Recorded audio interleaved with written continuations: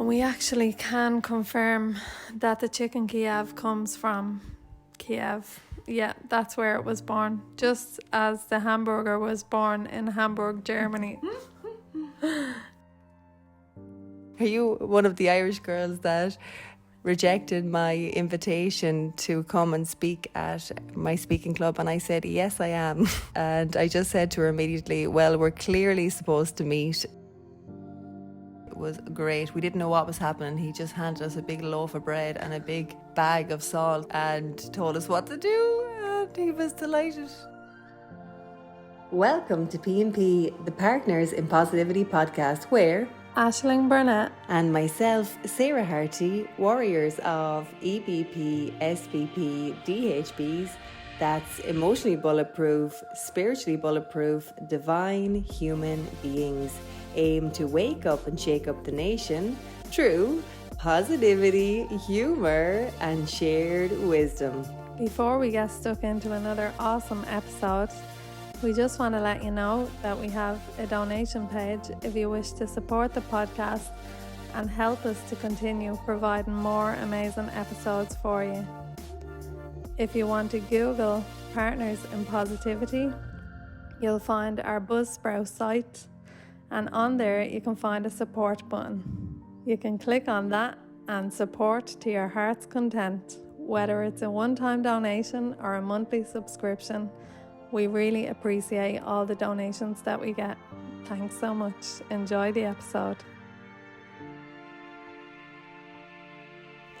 Today on the Irish and international stage of the Partners in Positivity podcast, Aisling and myself are going to tell you a few great stories about the time we spent in East Ukraine earlier this year. We made some very positive and great connections with beautiful people. And yeah, it's time to begin story time. Welcome to story time. So yeah, we set off from Ireland and we were semi-joking but semi-serious, if it was to be, that we're going to do a world tour as PnP. And yeah, we're still out in the world, still impacting people's lives positively. And in the Ukraine, we decided to go as far as Mariupol, which is East Ukraine. And it's 15 hours on a train, overnight train from Kiev, the capital, and it's near the Russian border because we had one contact there. Yeah, it's amazing how one person can change your life. So that's where we decided to stay, and we only intended to go for a couple of weeks, and then our connections, our love for the city just grew and grew. So yeah, it was brilliant. So Sarah, can you tell us a bit about what kind of things we were saying before we went to Ukraine? What are we going to do there? How are we going to be? Tell us about the persona that we took on. Yeah, so I had an idea of the, I suppose, what would you call it, conflict between the Ukraine and Russia. There's still a bit of tension on the border, and in parts we're still in war, and I knew where we were going was near the border, so I did check the government website, and they said a region about 40 kilometres from where we were going to, called Donetsk, had some conflict still currently there. And we decided to go ahead, and when we were on the train going there, we had a great chat about what can we do while we're there. We're definitely going to bring peace and positivity. And we were saying, calling ourselves dignitaries, even though we didn't know the definition of the word at the time. But in our hearts, we felt like peacekeepers, and we didn't know what was going to unfold. But we had an openness for that. And yeah, we're going to tell you some of the great things we did while we were there. Yeah, so we booked the flights and off we went. Not without getting 2 tests in Dublin to get out of the country. That was all grand. And then we landed in Kiev.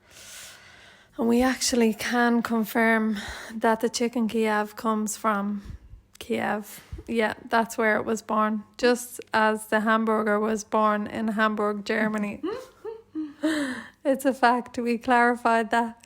So we were picked up from the airport by our lovely friend Eugene and his friend Sam. They picked us up, they whizzed us from the airport with balloons and everything. And we had a lovely few days in Kiev, met gorgeous people, went to a pub for the first time in a year and had a drink. That was fab. And then we boarded the train to Mariupol, which was a 15-hour overnight train. What a wild experience. That was the longest piece of transport I've ever been on in my life. Even the flight to Australia, the longest you're ever going to do on one leg is 14 hours. So to be on a train for 15 hours, I was like, oh my God, this is crazy. I was actually so happy on the train. I don't know what it was. Maybe the movement felt like being in a rocking chair or your mother cradling you and rocking you in her arm as a baby. But I thought to myself, maybe I'll join the circus and travel in trains around Europe. Because I actually found it comforting, and yeah, it wasn't as bad as I thought it was going to be. Yeah, so next morning we land in Mariupol, we pull up on the train and we started our journey. It was quite cold, very cold, and we had our big heavy coats. It's hard to imagine that now, sitting here in the heat. It was 31 degrees today. But yeah, it was really cold and we just hadn't got a clue what was about to unfold in Mariupol. Yeah, that's so true. We didn't know what was going to happen. So, Sarah, can you tell us a bit about being on the news the first day? Yeah, in an interesting chain of events.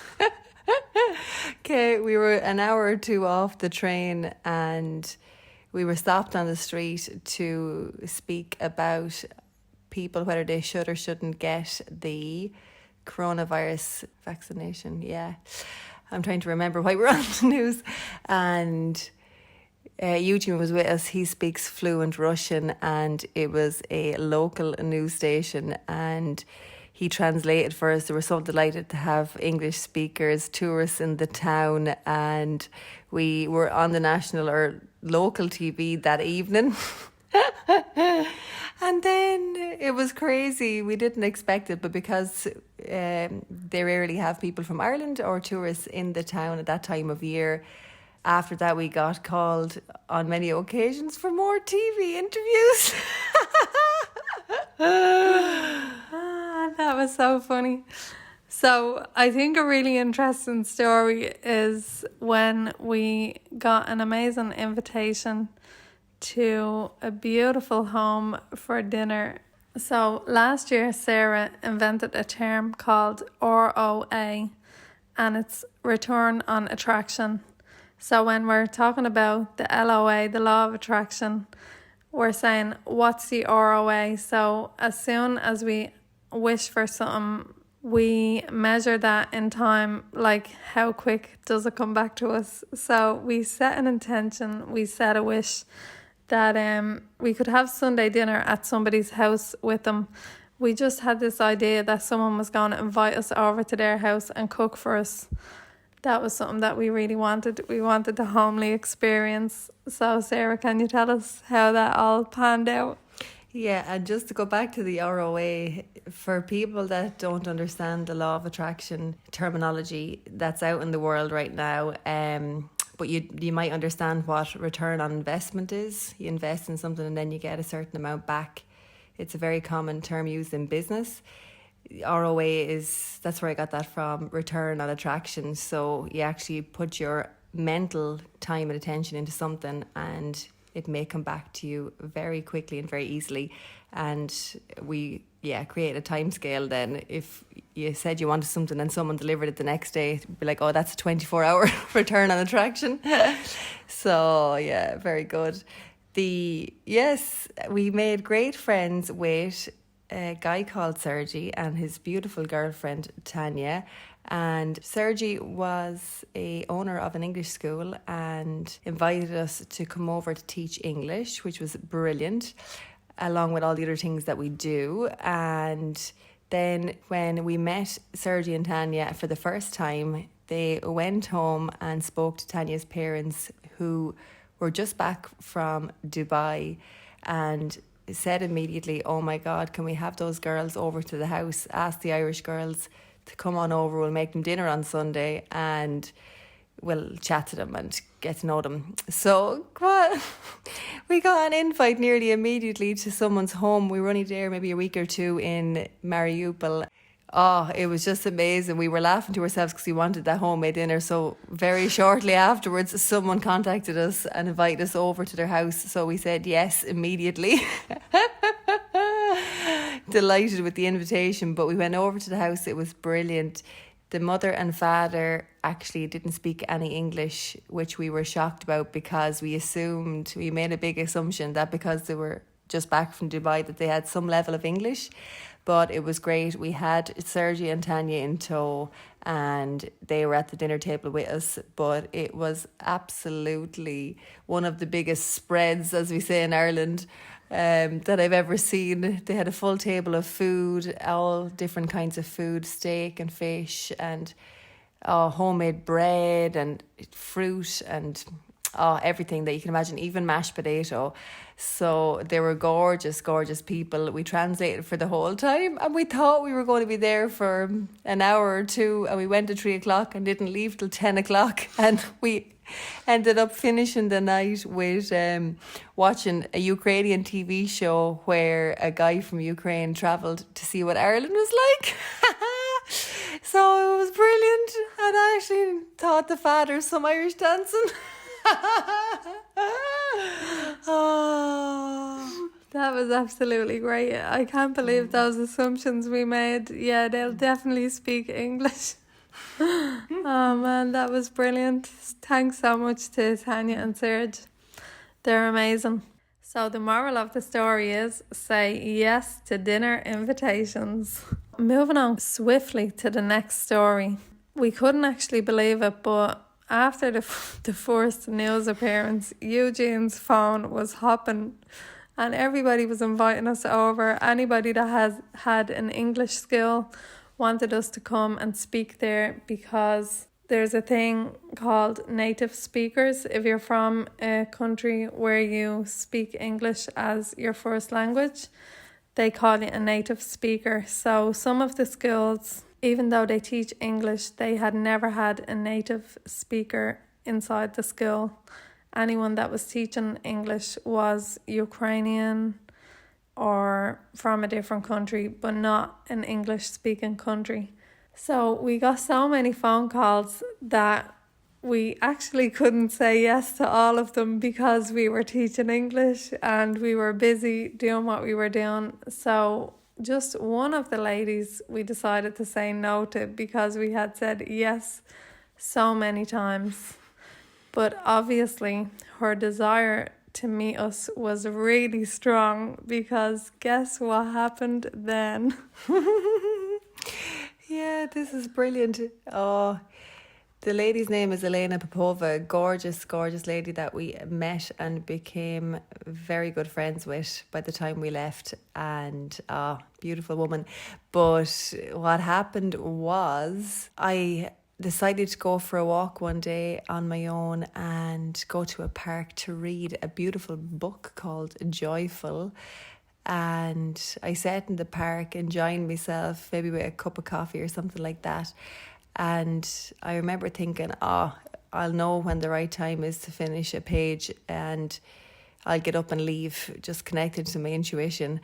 And here, about an hour or more after being there, I felt a few little drops of rain and I said, feck it, okay, jump up, let's go before it gets heavier.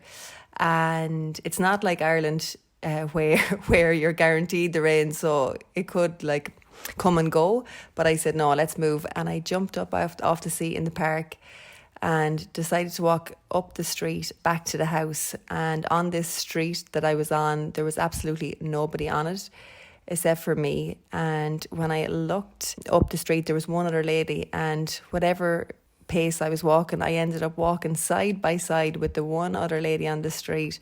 And I just looked left and she said, hello, are you one of the Irish girls that rejected my invitation to come and speak at my speaking club, and I said, yes, I am. How are you? And we had a great chat, and I just said to her immediately, well, we're clearly supposed to meet, so you can guarantee my word now that we will come to your speaking club and deliver whatever you wish to educate the people there. And we literally spoke for maybe 2 minutes. The rain got heavier and we just about agreed, and the skies completely opened. We decided to leave each other's company and be in touch at a later stage. So that was the start to a beautiful relationship we developed with this woman. And immediately when she knew we had a positive podcast, she said, you can deliver a talk to the audience as well as speak in English on positive mindset, positive mental health. So in that moment, I said yes to the opportunity for me and Ash. And we went on to deliver a beautiful event for this English speaking club about positive mindset, and it was brilliant. So what you're saying is the moral of the story is when opportunity comes walking on the path beside you, say yes. Yeah. Oh my God, that was amazing. So we clearly have umpteen endless amount of stories, but we picked some really great ones for this podcast. And the next story we have for you is another great human connection that we made with a guy called Roma, Eugene's friend, who heard we were in town. Ashton, tell us a story about how we met Roma. So Eugene just said, I have this friend called Roma and he wants to take you on a tour of the city. And we were like, oh my God, okay, well, if he wants to, we hadn't got a car, so we were thinking if somebody wants to drive us around and show us the city, that's great. So next of all, he took our number and he rocked up outside the apartment we were staying in on Peace Avenue, and I heard a racket downstairs and just looked out the window, and he was standing there with a big huge speaker and the tunes were pumping. And I was like, oh my God, this guy seems like the life and soul of the party. What is going on? So we came out onto our little balcony and I was like, oh my God, Sarah, is this actually for real? So off we went down to him and we got into the car. He put the speaker on the front seat of the car. It turns out the radio had broke in his car and he said to himself, will I get a new radio or what will I do? And he thought it'd be a better idea just to buy a big huge speaker. It was like, it had a handle on it and you could wheel it up the road. It was like a little trolley. And it had these big lights and everything on it. It was so much fun. But he strapped it into the front of the car with a seatbelt on it. It was like a person. So anyway, we had an amazing tour of the city that day. He brought us to all the not so nice parts of the city because he believed in the contrast of the city. And he wanted to show us parts that we might not see, like the steel plant, like places that are full of graffiti and everything like that. So we had such a good time with the speaker that he ended up giving us the speaker so that we could have it at home, and we called it Zhenshina because it was one of our favourite Russian words. And what does Zhenshina mean, I hear you say? It means women. So why would you call a speaker Zhenshina? I don't know, but we just like the sound of that word. So the moral of the story is when somebody asks to bring you on a tour of the city, say yes. Roma, oh, he was adorable and such a funny, crazy madman, and we connected to him in a big way because we're so similar. So what else about Roma and the great tour of the contrasting points in the city? He also had a little traditional ritual with us where he got us salt and got us bread, and we saluted, we cheered. Cheers. We cheersed. cheers with the bread and the salt at an historical part of the city. And it was great. We didn't know what was happening. He just handed us a big loaf of bread and a big bag of salt, like the 5k bags of sugar, and told us what to do. And he was delighted to show us part of the city. It was so heartwarming. And yeah. We ended up giving the bread to the seagulls. He brought us to a beach that he said was called Dog's Beach.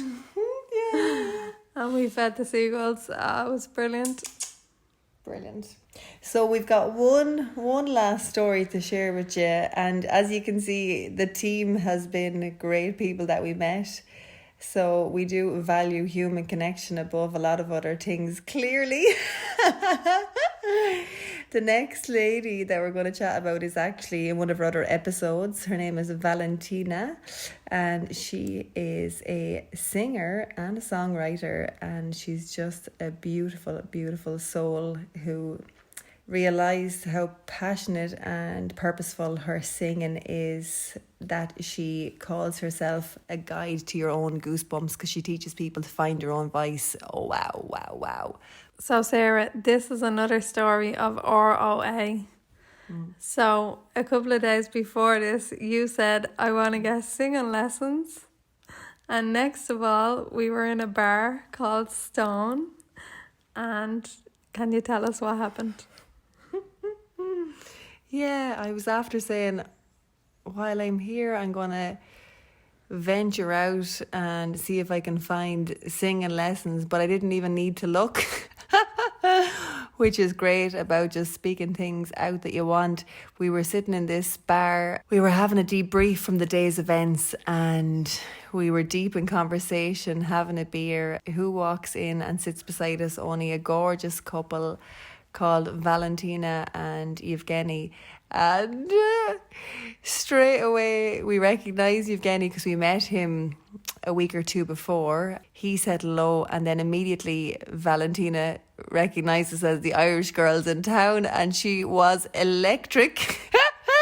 Electric with energy. Oh my God, she was delighted to meet us, like as if we were some sort of celebrities or something like that. But we just were so overjoyed to see someone so happy to meet us. And she sat down beside us. We didn't know what her background was, what she was up to. Then she told us that she was actually a singing teacher, and a couple of hours previous I was like, I want to take a few voice training lessons, and she sits in beside us, and I said, right, that's you. And I ended up having a few with her while I was there, and they were absolutely magic for opening your voice up and connecting to all the range of tones that we have, all the vibrations. Such a great experience. But yeah, Valentina, what a lady. Like, you'll hear the essence of her if you go back and listen to the other podcast. That was magical. So what would you say the moral of that story is? The moral of the story is, and I think it would resonate with anyone, that you never know what's behind a person. Like when you see someone on the street, in the gym, in a coffee shop, if you have a feeling, if you get a little hunch inside you to say hello to someone, stop and take the time to say hello, and you never know what's going to unfold or what it can bring. Just, being open to people and curious about them, to hear their stories, has led us to some really great experiences in Mariupol. Yeah. So thanks so much for that. I just want to do a quick recap. So Serge and Tanya and dinner at Tanya's parents' house. Wow, amazing. Roma bringing us on an alternative tour of Mariupol. Absolutely fab. And giving us Zhenshina, the speaker, so that we could listen to it and just love life in our apartment there. Elena Popova magnetically drawing you into our life, and then leading on to our first positive workshops, which were amazing. And Val, your singing teacher, just coming into our lives. And actually, she was the first person we attended one of her concerts, and the first person we had seen singing live after a year. in over a year of a pandemic, and it was just absolutely gorgeous. She has the voice of an angel. Yeah, and to finish how we started the podcast talking about going to this city in East Ukraine called Mariupol, we would recommend anyone to go there, and especially if you're willing to put on a lens of beauty and to see the best in cities and the best in people, because it actually was a place where there was a war about 7 years previous and the city was destroyed. So they're rebuilding the city at the moment. So there's parts of the city still being rebuilt and there's parts of the city that are super modern and really cool. And yeah, there's really creative minds and beautiful hearts and souls in that city. It's worth visiting if you're willing to go 15 hours on a train. Yeah. Yeah. So you'll have to get your fly to Kiev and then book yourself a train, sit back, relax and enjoy the journey. Beautiful. Yeah.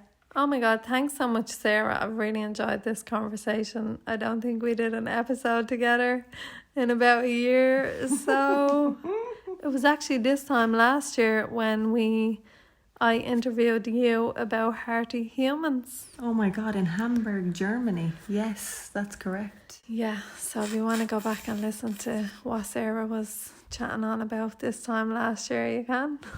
Yeah, that was lovely too.